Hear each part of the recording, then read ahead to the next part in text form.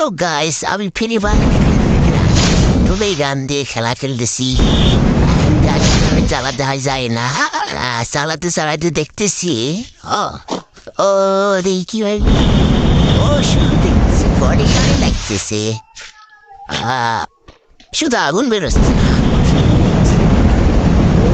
বই লাগতেইছে না তো।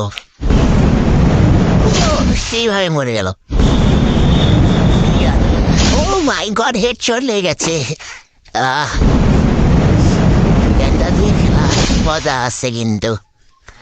এই গান দিয়ে তারা কে গান দিয়ে